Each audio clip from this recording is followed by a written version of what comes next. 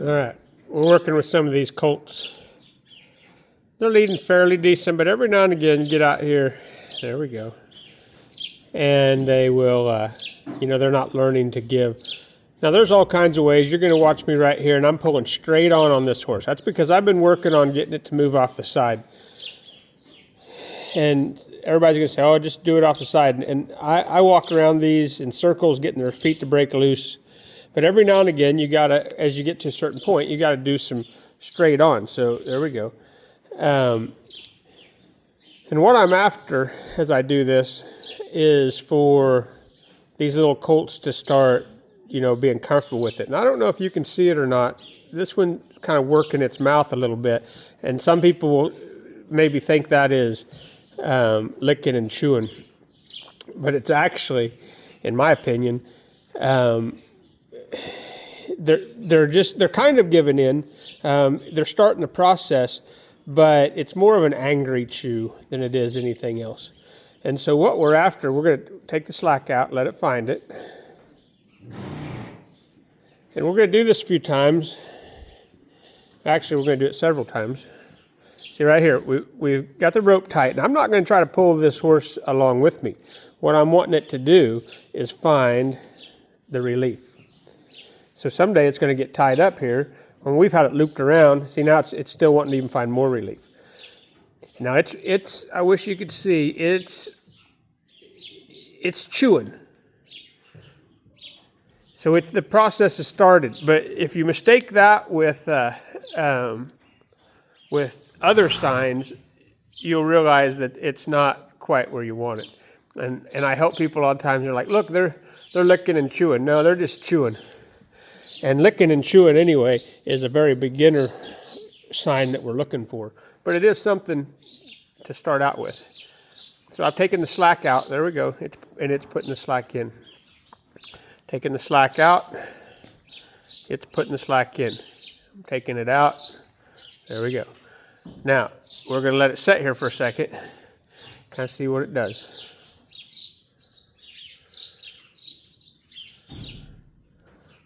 I wish I'd have showed you on the little black horse today because it was actually the worst one. These two right here, they're getting it really figured out. And now I can be leading this horse off, doing this, and that's good. And that's what I'm doing a lot of. But right now, when I find the slack, or when I find it kind of braces on the slack, there we go. I take the slack out of the rope and let it find it. We're going to do that several times here. Take the slack out.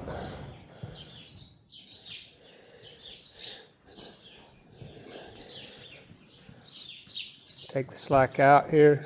There we go. It's starting to follow it. I don't know if you see a little resistance right there, and then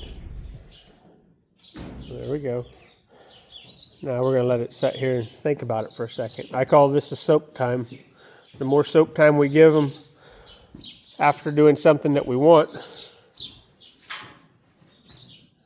the better that they are. Problem, and I'm guilty of this myself, is sometimes I don't give them enough soak time. So they come off some pressure and things are good.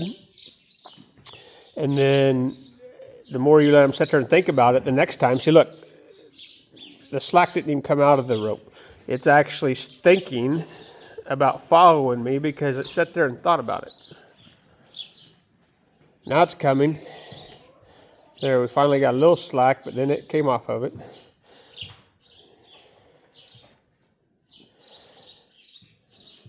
Now, like I said, we're not licking and chewing, but that's okay. We're not necessarily after making them do it. I just want them to, day by day, they've only been here just a touch over a week. And like I said, they'd never had a halter or anything on them.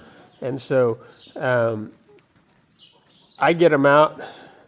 Each one of these I've spent some time with here, doing these same things, getting them to lead right, wrapping the rope around a little bit, rubbing them down, all parts of their body. I think they need to be touched on all parts of their body. Not just lead, not just get a halter on, not just tie.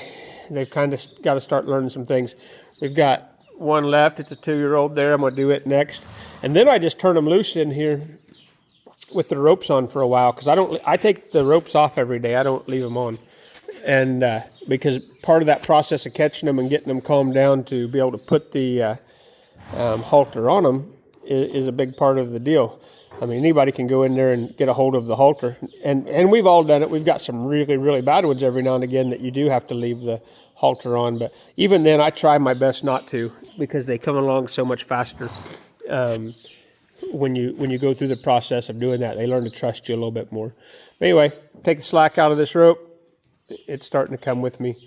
And, you know, the more we start this process and the more we do, eventually they start doing more of the other signs: licking, chewing, head dropping, lowering of the head, eyes breathing. There's a whole bunch of things I look for. But some of that is by how much work they have to do before you do it. We're not really asking for much, so we're not going to get much. I just want the horse to start thinking about giving to pressure. Anyway, hope you have a good day. I'm going to go do the other one.